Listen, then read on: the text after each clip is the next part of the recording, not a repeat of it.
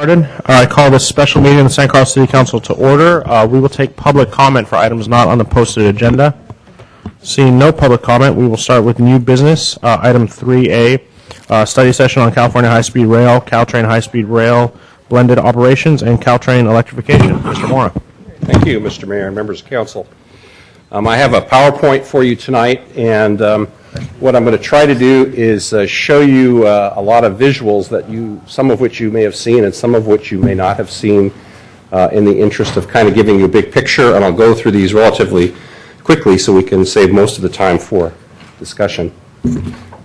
So, a little history, and you know some of this, or some of you do. In 2008, the voters passed Proposition 1A, which is a $9.95 billion bond funding to do high-speed rail in the future. This was for a project that would ultimately go from Sacramento to San Diego. In 2009, Caltrain and high-speed rail came to an agreement to share the Caltrain right-of-way with 4 tracks, 2 for Caltrain and 2 for high-speed rail. Caltrain officials at the time called electrification of Caltrain the key to Caltrain's future. City Council actions. This is a summary of the Council's actions to date since the start of the project. As of tonight's meeting, you will have now met 10 times on this topic, most of which were in 2009 and 10. This is now the 4th time this year. San Carlos participation. These are just some of the things that we've done since 2009. During the joint high-speed rail Caltrain work in 2009 and 10, we participated in monthly office hour meetings at the staff level. Public Works and myself participated in what was called the Staff Technical Working Group. That group no longer exists. And Council liaison at the time, Omar Ahmad, participated in the so-called Policy Working Group from 09 and 010, and that group is also no longer meeting. During this process, we also developed an overhead alternative alignment that we talked about earlier in January, that was developed during the office hour meetings. And during that process, we also did a number of outreach processes, which included workshops at both the Samtrans building in San Carlos and the library community rooms. We made multiple presentations to the Chamber of Commerce and the Harbor Industrial Area. We made presentations at both Hot Harvest Nights and the Art and Wine Fair, among other community events. In May 2010, as we talked about, again, some of this is review, we sent a letter to high-speed rail before the project was put on hold, which talked about some of our key points, and I won't run through these because these are in your packet, but these are some of the key points from San Carlos in the initial project. And we also have talked in the past about the alternate overhead 4-track design, which was a tweaking of the overhead approach and would allow all 4 of the projects, which earlier council set as priorities. It would allow within the right-of-way to accommodate the historic train station, Old County Road, East Side Connect, and the Transit Village. And more recently, as the council knows, we have forwarded this letter to both high-speed rail and Caltrain within the last 60 days. So, high-speed rail, let's talk a little bit about the project proper. And again, this is the part some of you may not have seen before, but I think as we look at this, this is like a jigsaw puzzle. I think this will help you understand. High-speed rail basically, in theory, would be built in 5 steps. And the first step that you've heard a lot about lately is the so-called Central Valley piece, or from Merced to Bakersfield. It is also known as the Initial Construction Section, or in the lingo, the ICS. It is the backbone of the high-speed rail system. It can also be used along with the existing Amtrak service in the San Joaquin Valley to speeds up to 110 miles an hour. That particular service is currently used by 1 million passengers. If you integrate this leg into the existing Amtrak service, you're going to be able to reduce travel time in that portion of the state by 45 minutes.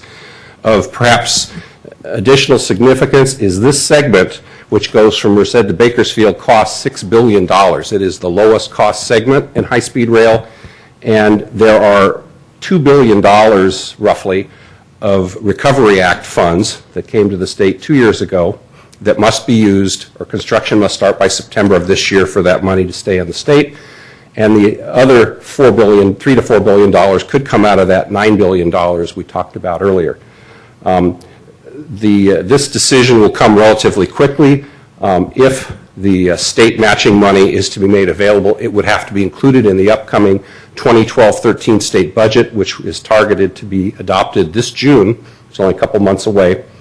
And if this funding is made available, this segment is scheduled to be constructed from September 2012 and completed 5 years later in 2017.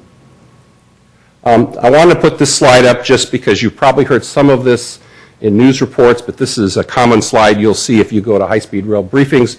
They point out the job creation effect of this project, particularly in the Valley. For those of you, some of you may know, the unemployment rate in the Valley remains at over 20%. And so while this area is recovering here in Silicon Valley quite nicely job-wise, the Valley is not. And so when you talk about $6 billion of investment starting in September and 100,000 jobs, you certainly get their attention in a big hurry. So, step two. Step two is what's called the initial operating section, the IOS, and there are two of them. The IOS South goes from Bakersfield to Palmdale, which is this piece right down here. Oops, let me go back a step. And the other segment, which we'll show you in a minute, is the IOS North, which goes from Merced to San Jose. In step two, high-speed rail would build one of these two IOS segments. For purposes of this presentation, and I'm presenting it just the way high-speed rail would present it if they were here, they typically show the IOS South first, but it is not yet clear in this time period from 2015 to 2021 which of the two IOS segments would be built. You'll notice that this segment costs $27.2 billion, and this is the first of several segments we'll show you now that is not yet funded. Step three would then be the other IOS segment. This would be IOS North, most likely from Merced to San Jose. It's also known as Bay to Basin in some reports, and it's this piece here. And at step three, what you have is you have a high-speed rail system that would extend from San Jose in the north to the San Fernando Valley in the south. And again, this project would cost an additional $21 billion, scheduled from 2021 to 2026, also not funded. Then we have step four, and step four originally was a four-track system from both San Jose to San Francisco and San Fernando Valley into Anaheim. However, as you know from recent coverage, there's talk about the so-called blended option. And in the blended option, you would use two tracks rather than four. And as we note in the slide, that would cut $20 billion off the cost of the project.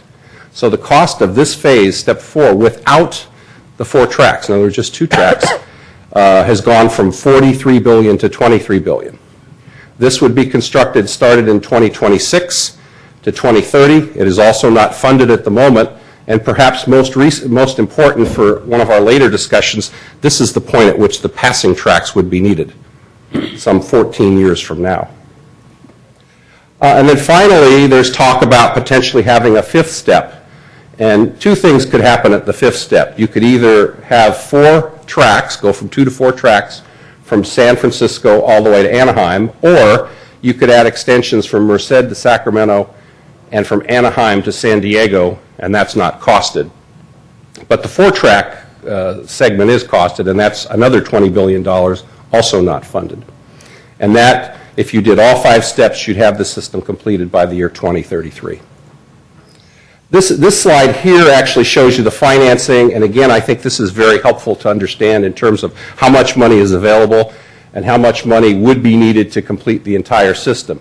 The first segment, the famous $6 billion that we talked about, could be funded if the state legislature this summer passes the $3 to $4 billion necessary in the budget out of the initial 9.95. The other segments you see layered up there, IOS South, IOS North, Phase 1 blended, full Phase 1, are all not funded. So let's talk a little bit now about the blended operation and early investments that you've been hearing a lot about just in the last couple weeks. Caltrain proposed, and later 3 local politicians, Joe Simiti and Rich Gordon and Anna Eshoo, endorsed the concept of blended operations. And after that occurred in this area, the Los Angeles cities then turned around and they also now have done blended operations, not surprisingly, kind of copied what we've done here. The idea is to use the existing 2 tracks along the Caltrain right-of-way with high-speed rail to share it in effect. And it also would allow for electrified Caltrain. And if you notice the image on the left, that's a picture of the proposed electrified Caltrain vehicles, the so-called EMUs. In such a scenario, the first step would be to increase Caltrain from 5 to 6 trains per hour per direction and to move from a diesel-based system to an electrified system, and then at a later date to then add high-speed rail, which could either be 2 additional tracks to go 8 trains an hour per direction, which would not require passing tracks, or to go a full 10 trains per hour per direction, which would require passing tracks. And as I note here in the slide, if this was used in both San Francisco and LA, it would cut the costs of the project by $20 billion. It would also move up the timing of the project. And this is the current focus that we're seeing both in Northern and Southern California. And as I note, as I mentioned earlier, a big question for us and other communities is when do the passing tracks kick in? Is it 2026? Is it sooner? Is it later?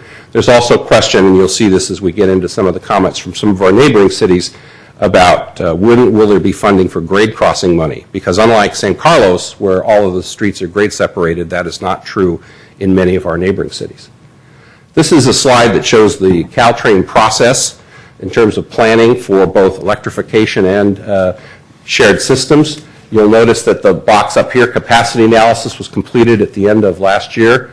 The service plan and the grade crossing work is scheduled to be completed sometime between the summer and the fall of this year. And then after that, you see there's a series of steps, including the service plan options and the infrastructure planning. The infrastructure planning, you'll see, is key in a moment because some of the questions that we have asked are not scheduled to be answered until that point in the process. The blended operations analysis, you will recall, was released late last year. There was a request for comment letters by January 15th. We came to you at your first meeting this year to put in our comment.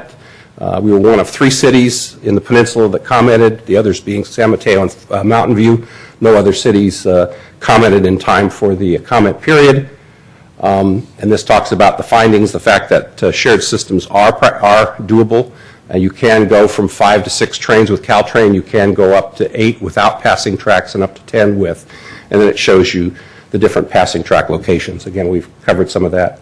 And you also may remember this table. Again, this is key in the discussion for grade crossings. You'll see that Belmont, Brisbane, and San Carlos do not need any grade crossings. And so the study about grade crossings probably will not be of a lot of interest to us.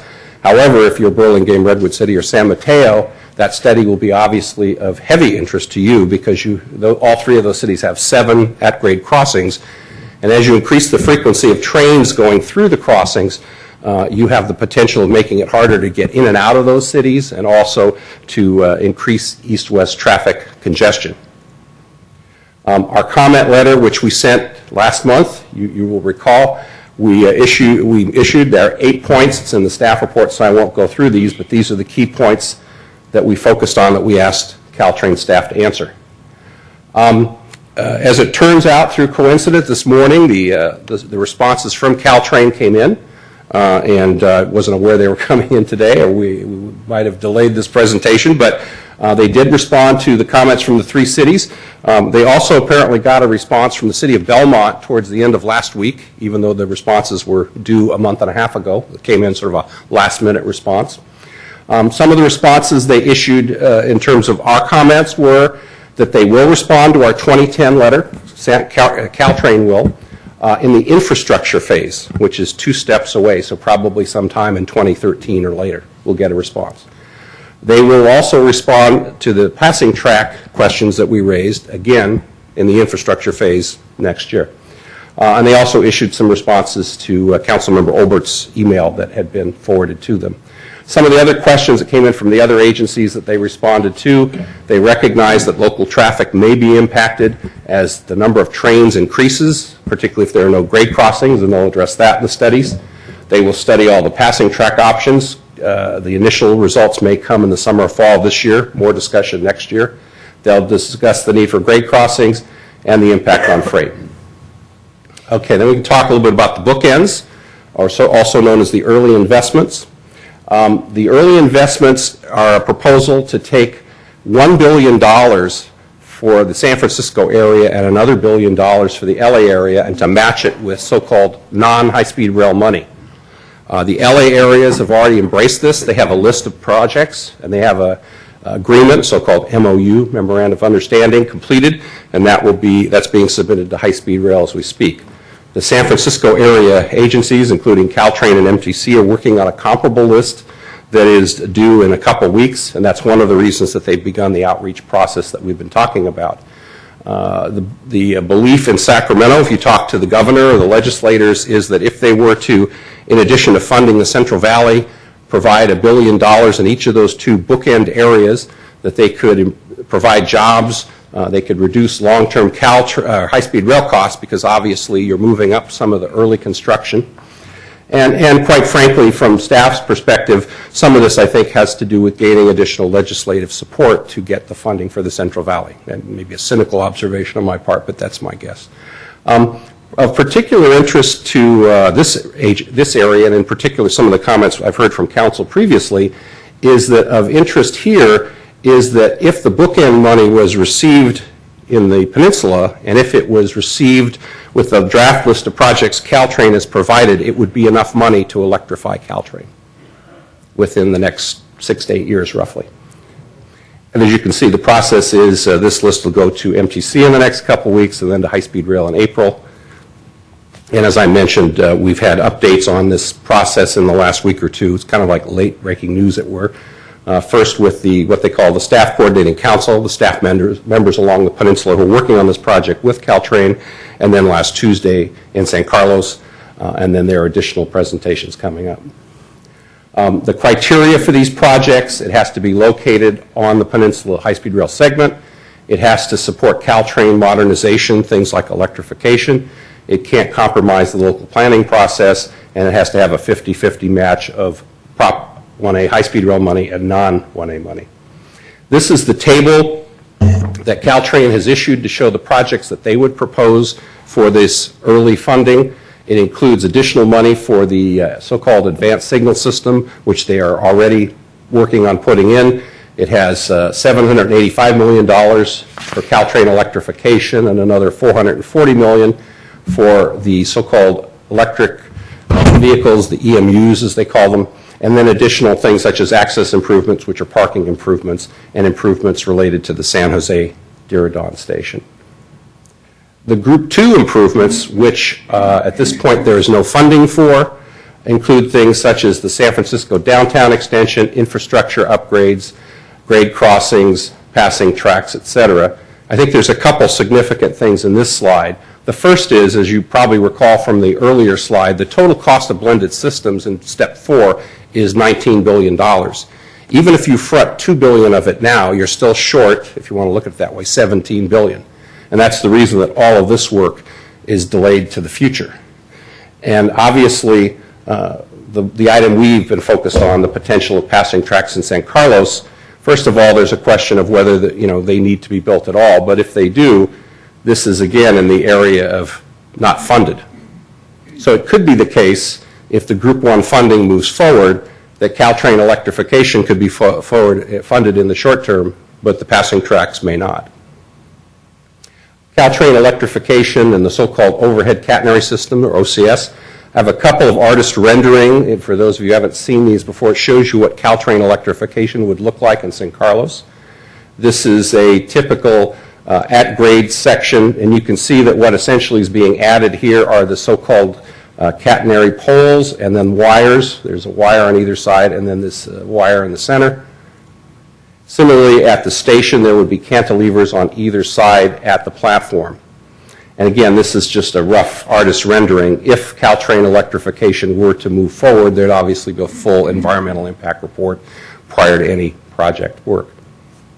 So in wrapping up, staff notes that, as we did in the report, that high-speed rail and Caltrain are obviously continue to be interrelated projects. They share a lot of features, funding, timing, and we should continue to treat them as interrelated as we have. We recommend that San Carlos continue to be active in the project as we have since 2009 and participate in all of the work, including the so-called bookends and early funding, continue to provide comment letters, and then we obviously want to continue to watch the funding and timing of the various project elements. We think it's interesting in the last week, as I've been working with Caltrain staff, that it appears that while it will be possible to move up some elements through this bookend funding of up to $2 billion for this area, that it could allow for Caltrain electrification, but it probably will not allow for passing tracks, and that could mean that we may not see those for 10 or 15 years from now.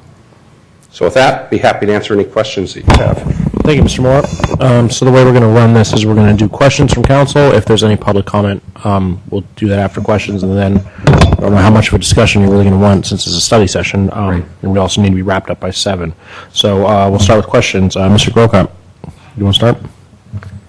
The only question I have is, what was not in the staff report was what the original cost for this project was as it was presented to voters in 07-08 before Prop 1A was voted on. And the second question is, what was the original travel time that was also included in the Prop 1A language?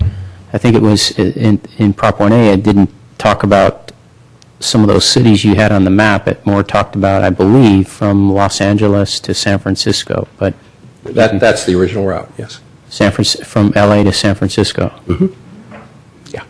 And so those are my two questions. Okay. I don't have the information on the original price, but I can get that for the council. Okay. Thank you, Mr. Grocott. Time. Oh. Beg your pardon? The time. There were two elements in the Prop 1A language. There was time from Los Angeles to San Francisco. Oh, the travel time. Again, I travel don't have that off the top of my head, but I can get that for the council. Okay. Okay. Thank you, Mr. Grocott. Mr. Collins? Thank you, Mr. Mayor. Brian, just one and possibly another question. I was doing a little informal research, light research on this overhead catenary system, and it's really hard to pin down how tall the structures are exactly. That picture you had, how tall is the tallest pole, would you say? That I don't know off the top of my head, but we can get that for you. Okay. And then there was, and I saw a couple of different kinds. One was one where there's sort of a structure down the middle where there's overhead things going on both sides to the trains in each direction. And then there's one where there's the whole sort of framework. Yeah, like that. But Yeah. then there was another one I saw that sort of had poles down the middle and things coming out. Right, and both actually there's sides. another one they call a headway, where at the station there's kind of a frame, a hard frame that's all the way around. And actually, in my discussions earlier today with Caltrain staff, they indicated that at some of the stations along the route, they will use that headway. But in San Carlos, what they're looking at is this particular design where the cantilever would be on either side of the station. Okay. There's also, just so you know, Councilmember Collins, powering stations that are along the route. As it turns out, there are no powering stations in the current design for the San Carlos segment. However, there are powering stations in both San Mateo and Redwood City nearby, but not in our city. So I didn't show those, but we have those renderings as well.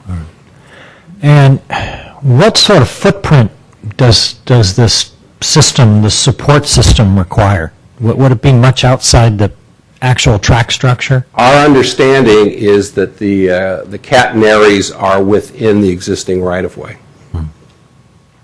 that they have. All right.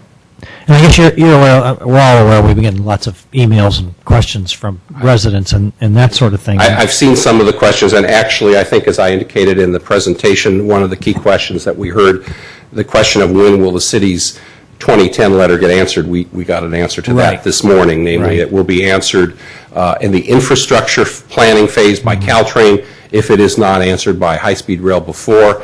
And based on what I've heard from high-speed rail, since this segment is quote-unquote on hold, my prediction is that the first answer to our letter will be from Caltrain. Right. And then another one, I don't know if you can answer this tonight. You and I did have a brief conversation about it, and that is this business of protecting Old County Road from being impacted during the construction. Right. Can you elaborate on that a little bit? Yeah, essentially, when we talk to HNTB, which are the design engineers for high-speed rail, they indicated to us that if we end up with 4 tracks or maybe even 3, in other words, 1 or 2 of the passing tracks, that Old County Road will not permanently lose a lane if we use the alternate design, which at one point would have occurred even with the original overhead design. If you use one of the underground designs, you would definitely impact Old County Road.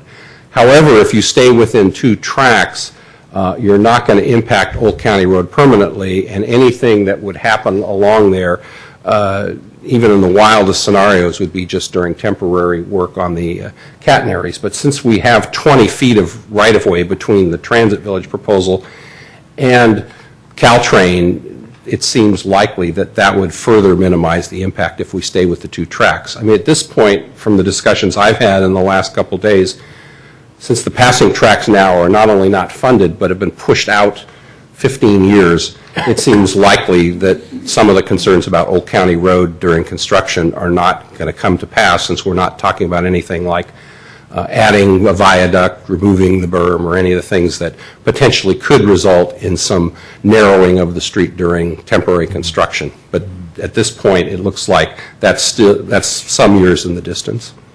Okay, thank you. Thank you, Mr. Collins. Mr. Olbert? Thank you. First off, just a quick question as regards the letter that was sent from the Eastside residents to the city today. Is staff planning on responding to that? We certainly can. I saw it late this afternoon, but I'd be happy to work with Caltrain staff, and between the 2 agencies, I'm sure we can respond to it. Okay. Yeah, I think that, personally, speaking for myself, I think that would be a nice thing to do. Okay. Do you happen to know, Mr. Moore, if there are any considerations being given to alternatives to catenaries? I grew up in an area of the country where they actually have electrified, not high-speed rail, but commuter rail, and they don't use catenaries there. Well, you know, it's interesting, Councilor Olbert, you asked that question because when the previous project director, Mr. Doty, was here, he actually had some ideas on not so much alternatives to catenaries, but different approaches in terms of both the frame and the colors of the wires. He had apparently seen some designs in Europe, for example, where according to him, it made it very difficult to even see the structures. And actually, if you note in our letter from 2010, we incorporated some of his comments and said that. But I would imagine that during both the initial discussions we're going to have this summer, and certainly when we get a little further down that planning chart, if in fact electrification moves forward, that would be the point to ask or reiterate our question. So that's something that could be looked at, yeah. You know, from my own perspective, I think that you actually touched on what the goal is, which is to make it as ideally invisible but as least impactful as possible. Yes. Yes. And alternatives, there might be alternatives for doing that. Sounds like Mr. Doherty had suggested some. Last question I had is, does staff maintain I guess what I'll call an integrated timeline for project developments along the rail corridor? I mean, we have there's obviously various discussions about high-speed rail and electrification, right. and there's also plans afoot to develop the transit village. Mm-hmm. And it occurred to me the other day that I'm not exactly sure sort of the staging and sequencing of these things and how they might overlap and interact, which right. is admittedly hard to tell when a lot of things are up in the air. But true, and I guess the answer to your first question is not as you describe it. However, what we have done during this process, starting in 2009, is I have met with both high-speed rail, Caltrain, and also the staff at JPB that is working on the transit village to make sure that they are, I guess to put it politely, talking with each other. We also noted, or I noted early on, that the environmental work both for high-speed rail and for transit village was actually happening at the same firm with 2 different planners, 1 floor apart. So I suggested that maybe they ought to chat from time to time. And actually, I think we have made some good progress with them in terms of, in the upcoming Transit Village EIR, you'll see there is a discussion of putting some visuals of how those 2 projects would play together, assuming that they came together at similar timelines, although at this point, based on the information we got just a few days ago, it appears that unless something radical changes, if the passing tracks aren't happening for a decade and a half, that obviously the transit village discussion and potential even construction is going to happen long before the passing tracks. Yes, I would certainly agree with that. I guess I wonder myself whether or not the electrification project, that will have a footprint of some kind in town also, presumably less than building passing tracks, but. Yeah, and I guess as far as the electrification, since they haven't even started their environmental document, whereas Transit Village has a draft document, I would imagine, although again, that's the sort of thing, as these things move forward, assuming they do, that we'll certainly have to talk with both groups about the timing, but in the discussions I've had recently with Caltrain, JPB staff, they've indicated that they imagine an 8-year time frame for electrification, and the first couple years of that would be environmental work.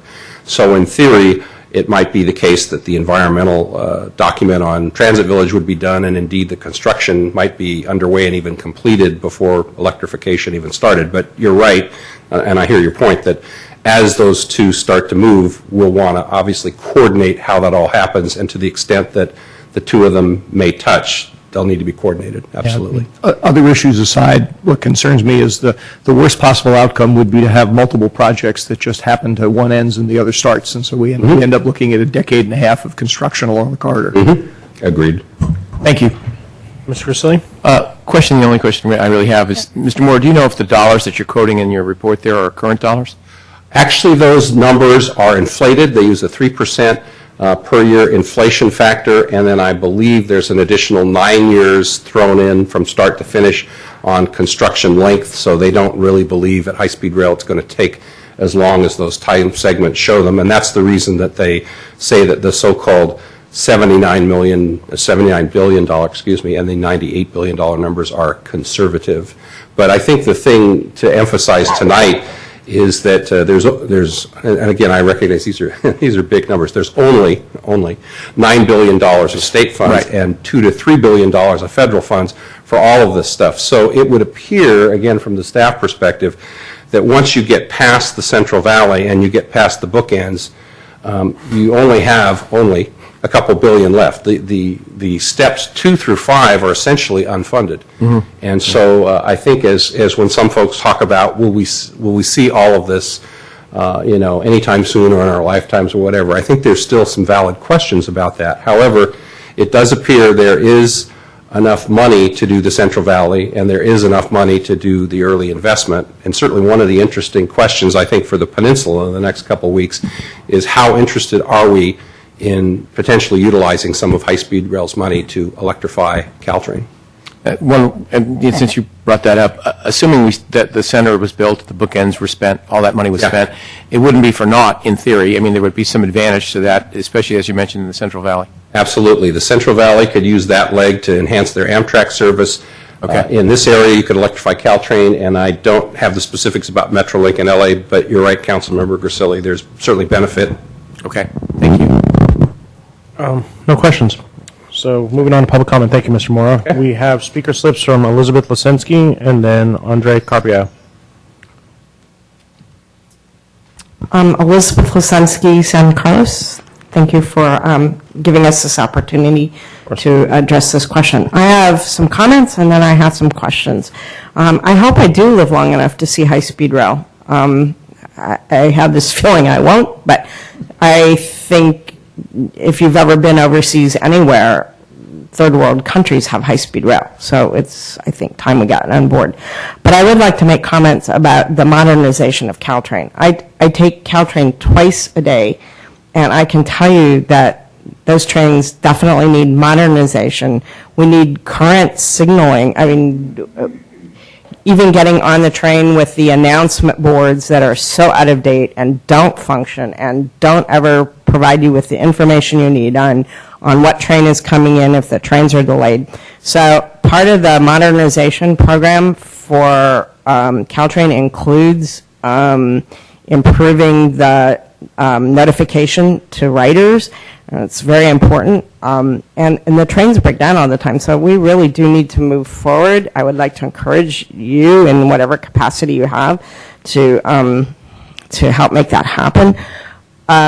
I do have some questions, though. Are the trains that are going to come in from the Central Valley, those are going to be diesel or those are going to be electric? I'm not really sure, but I thought that leg was going to be diesel.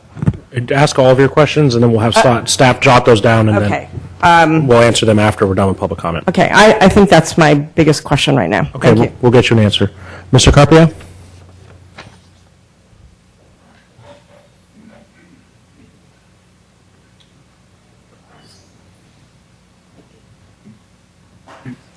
Good evening, ladies and gentlemen.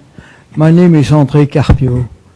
I was not intended to come at this meeting, but it's a happy coincidence.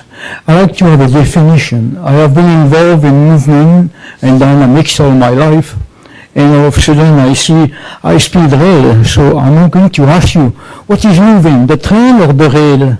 I mean, there is something there that definition has to be said. If it's the rail that's moving, in what direction? And the train, is it going to be on the ground, on surface, overhead?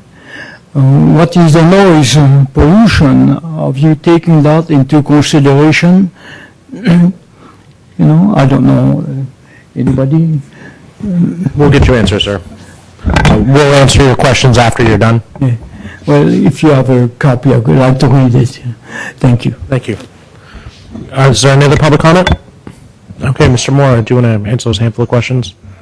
Okay, a couple things. In terms of the construction in the Central Valley and also the Caltrain modernization, both of those systems would be electrified. They would not be diesel.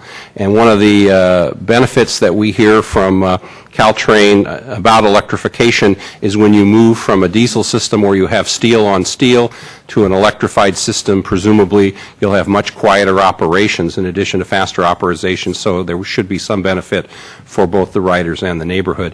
And then to answer Mr. Carpier's question, essentially the system would involve the trains moving at high speed. Okay. Moving on to council discussion. Does anyone want to start? Mr. Grocott? Do you have anything? I have things, I don't want to start. Mr. Olber? Mr. Mayor? Yeah. Yeah, I'm not exactly sure, what the focus of our discussion is going to be, but personally, I'd like to see if there's a consensus around what the council's view of what, ideally we'd like to see happen in San Carlos as far as high-speed rail is concerned. And so I'll just throw something out there from my own perspective. I frankly would not like to see anything that is going to expand the number of rail lines going through town, and in any way, shape, or form. I guess with the way I might phrase that is, I can understand that HSR, the authority, and Caltrain may want to put passing tracks in, and if they can find a community that would be willing to host those, more power to them. But I personally don't want to see those installed in San Carlos. Okay.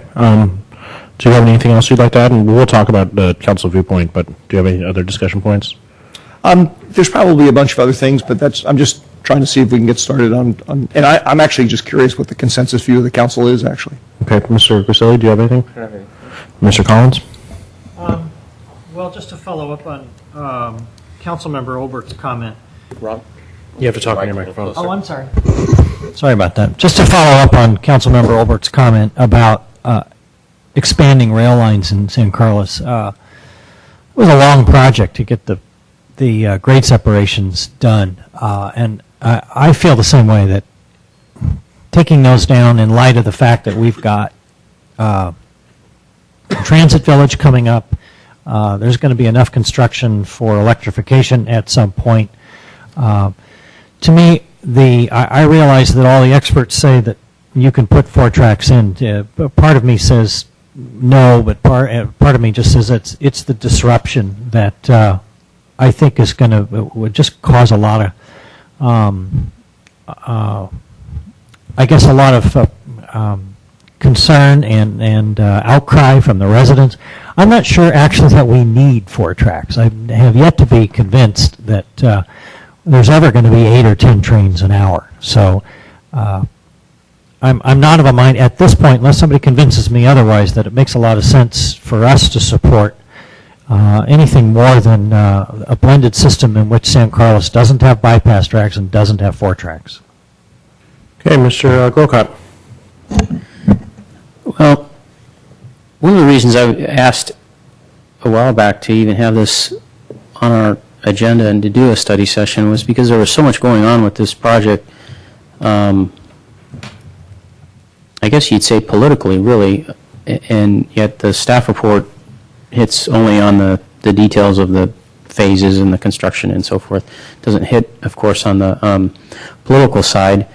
But there has been a lot happening in that arena, and I was hoping we would have some discussion on what our thoughts were around that issue. And do we want to continue to be neutral as we've been and just working with Caltrain and the high-speed rail through their EIR process and so forth, or do we want to speak up and say something about how we think about this project as a council?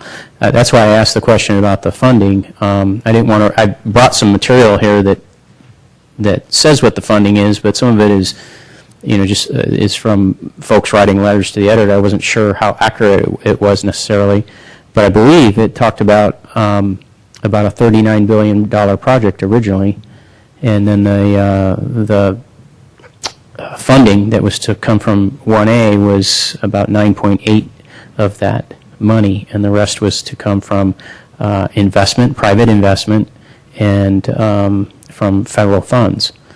And while there's been question about how much of the federal funds will come forward, there's been no interest in private funding, which in my mind says something.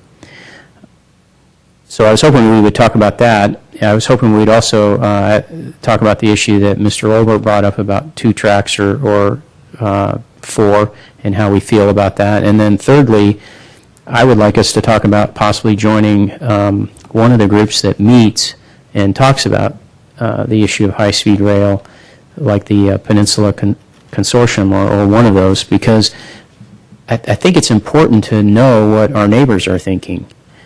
This project, one way or the other, is going to affect Redwood City. It's going to affect Belmont, San Mateo, all up the line. And if we don't know what other cities are thinking and doing, I think it puts us at a disadvantage. So that was the other thing I was hoping we'd have some discussion about. Okay. So I'll just chime in. So from what I'm hearing from a couple council members is you want our viewpoints on how we feel about multiple tracks. I'm not going to say that I'm not open to a passing track or 4 tracks because we really haven't been presented with what that looks like. And if that's what it takes to make the project happen, I'm not going to be a NIMBYist and say, well, it's great if it happens in San Mateo, but not in San Carlos. We don't know if it's going to happen here, but I'm not going to put my foot in the ground and say, no, you can't do that. Every great infrastructure project that's ever happened in the United States has been called a boondoggle or has had people who said, don't do it, it'll never work, and they tend to work out. But I just don't know enough about high-speed rail to dig my feet into the ground. So I'd like to remain neutral. I think the way this is working out is good for San Carlos. It's the same thing we did with the passing or with the grade separation. We weren't anti it. We went along and we got a great grade separation out of it. High-speed rail may never happen, but if it does happen, I think we still continue to work with the High-Speed Rail Authority to make sure that it benefits San Carlos and is as leastly impactful as possible. But I'm not going to say that you can't have a passing track in our town or you can't expand to more rails, because all we're saying is, well, while that obviously needs to happen, it's not welcome here. It's just welcome somewhere else, and I'm not going to be that type of council member. So I disagree with all the comments so far, but Mr. Grocott wants some more information. So Mr. Olbert and Mr. Grisilli. Well, I'll start with the second part first, Councilman Grocott, if you don't mind, the second part of your thing. The Peninsula, and I was the mayor when they started a couple of these, and they asked me to join, and I could sort of read the tea leaves right off the get-go that it wasn't so much a discussion as it was they're against it because of a number of items. We're fortunate that we have our grade separations. Atherton, Menlo Park, Palo Alto, Belmont, Burlingame, Brisbane don't have any. Brisbane doesn't, I don't think, need any, but the other ones don't have any. And in that group, I from what I've listened to and read, it's basically no. And I haven't heard a lot of ways that they come up with ideas to make it happen. On the rail corridor partnership, if the cost to participate, as in our staff report says, $150,000 to $200,000, this, as I look at it now, is a drawing. And as Mr. Mora said, basically, within a year or two, it could still be a drawing on a lot of this stuff. And to have $150,000 go out of our treasury to this, that's awful hard for me to look at when these are so much concept situations. So I'm not necessarily in favor of joining either one of these groups. Not saying that we shouldn't pay attention to what they do and perhaps visit either one as you might say in a class, audit the what's going on. I think that's important. We have to keep up. I don't want to put our heads in the sand on any of this. But this is just, for me, this whole concept of high-speed rail is so out there. I mean, as mentioned by Mr. Mora, we have $9 to $10 billion possibly identified, and if it costs $98 billion, that money has to come from somewhere. And you mentioned that. If there's no private investment, this doesn't go. It isn't going to happen. Not even close. If you don't have any private, even when they started it, I think your numbers were fairly close, actually, I believe, as I remember, that it was about $39 to $40 billion, but only 10 was identified, and you figure the federal government might kick in, say the same, 10. Where's the other 20? And I agree that I haven't read any private folks stepping up, and if they don't step up, none of this happens. I just hate to spend an inordinate amount of time on some of this that may never occur. Again, having said that, we have to pay attention to what is going on, but to actually say we don't want this or we don't want that, I just, as the mayor said, I kind of like to sit back and see. We already have a really great situation. We're in the catbird seat. Now, if someone wants to tear those down and give me the money to put them up again or some other way, I'm all for it.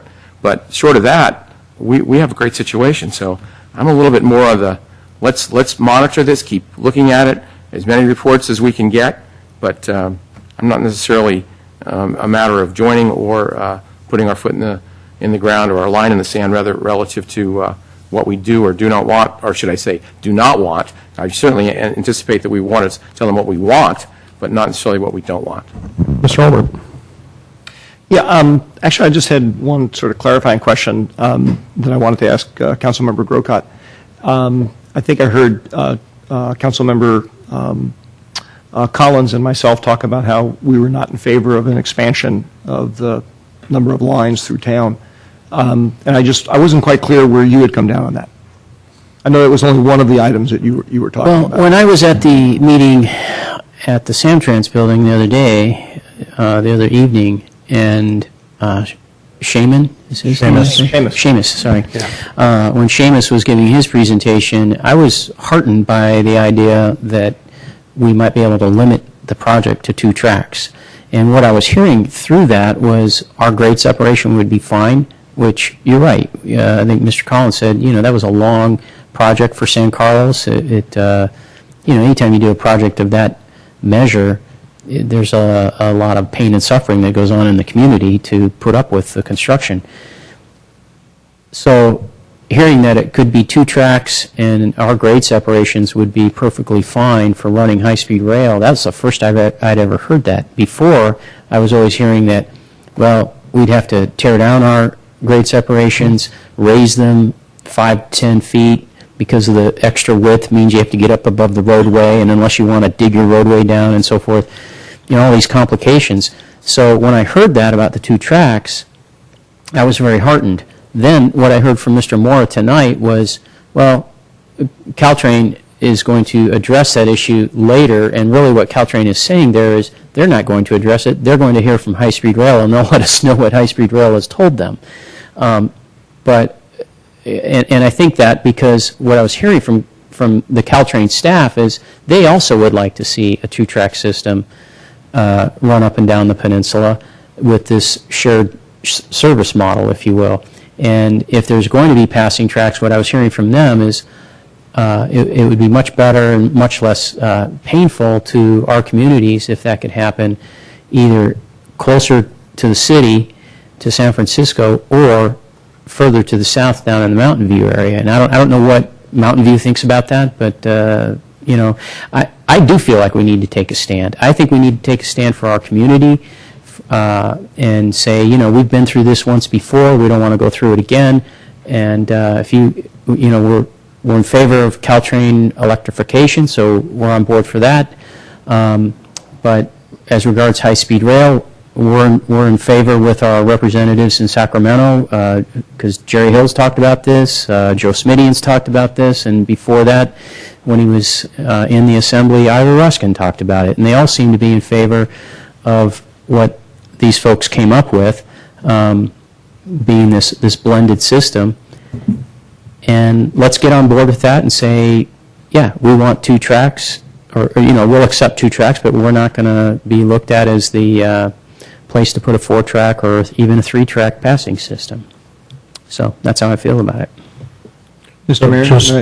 So we have 3 council members, for you taking notes, Mr. Mora, who are in favor of putting their foot down and saying no more than 2 tracks in San Carlos. Let me add a couple things before I forget. First of all, as I was speaking, 2 folks came to the room which are significant to note. One is Marion Lee, who's the acting director of the Caltrain Modernization and Blended Operations Project. And so if you're interested in hearing from Marion, she's here. And also, we have a representative from one of the consultants to High Speed Rail from the state who also is here. A couple other things I wanted to mention. First of all, in your packet, we do have the letter we sent in January where we said that San Carlos would prefer 2 tracks to 4. I think if the council wants to take a stronger position than that, you can. You'll note in your packet we also do have the Mountain View letter, which says that they would prefer not having the passing tracks. And I think in the discussions that I've heard since we sent our letter in January, and again, we've only heard from 3 of the cities. The other cities have yet to send letters. The prevailing thought so far is I don't think anybody's interested in the passing tracks at this point, which I don't think is terribly surprising. And I guess to clarify some of the comments I heard about 2 tracks versus 3 or 4, we said to you in January that the blended system talks about 2 tracks and the potential for 3 or 4, but at this point there's no decision from Caltrain whether passing tracks will ever happen or not. A lot of that, as we talked about in January, revolves around the question of how many trains per hour do you need for the 2 systems, and that assumes, of course, that high-speed rail ever gets here. And as you saw earlier from the discussion that we had, since only step 1 of the 5 steps is funded, it could take many years, at least 15, for high-speed rail to get here. If it ever gets I don't here. want to cut you off. I think we understand what you're saying, but with that being said, there's 3 council members, Olbert, Collins, and Grocott, who've all specified that they do not want to see anything more than 2 tracks in San Carlos, so we have to go with the majority of the council. Is there anything else, Mr. Olbert or Mr. Collins? Mr. Grocott wanted to weigh in on the politics of it, and what was the other thing? There were 3 things. Well, whether or not we want to Join one of the groups. join one of the groups, I suppose one of the other ways is we wouldn't have any say, but to have one of us, at least on occasion, go and monitor what's going on at some of these groups. I think we'd be welcome to Well, you're sit in. free to do that without direction from the council. Since we won't be giving you marching orders, you're free to go to wherever groups you want, if that's what you're saying. But you were talking about joining groups formally. Informally, you can go to any meetings you choose, but representing the council will be a more formal thing. And so far, you have 2 that have said no, so we need to hear from Mr. Collins and Mr. Olbert. I just want to clarify, I am a big supporter of commuter rail. I think the high-speed rail is a great idea. I don't want to be seen as against the concept of high-speed rail, but to me the issue is you've got a massive project that may never be funded, at least in my lifetime. And I'm more of a mind that I'd like to take advantage of the resources that we can actually tangibly see in the future and maximize whatever those resources are. And specifically, electrifying Caltrain, building the remaining grade separations that need to be built.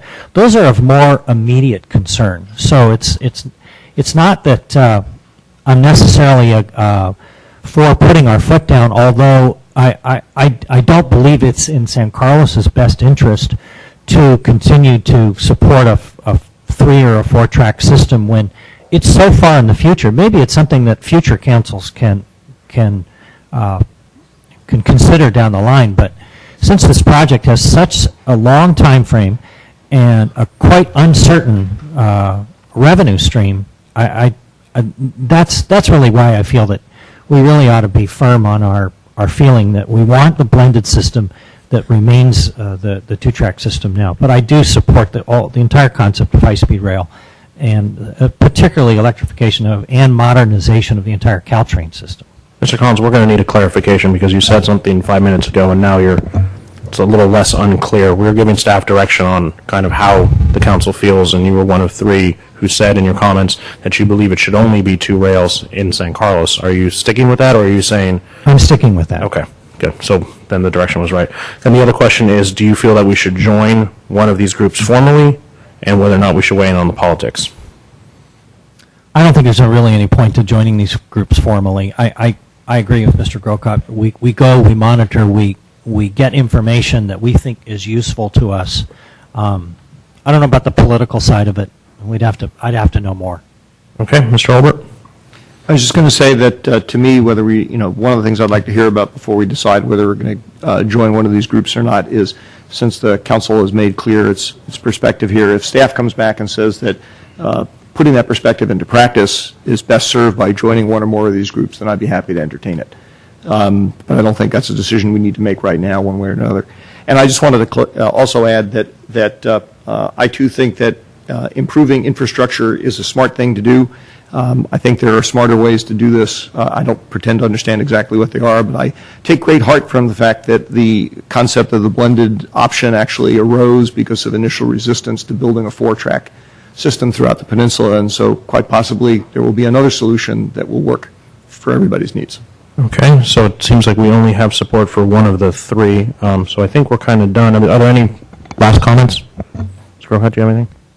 We don't have a time. Okay, so- well, I guess my last comment, sorry, I think it should be said, decades ago, BART attempted to come into San Mateo County down to San Mateo, and it was blocked. It was blocked by a lot of cities, and it was blocked by a very wealthy lobbyist, and I think we're all kicking ourselves now because BART is not here. So we just need to remember that while taking a stand right now is great, sometimes we do it in spite of future generations. So with that, I'm going to adjourn this special council meeting, and we will re-adjourn in about 5 minutes.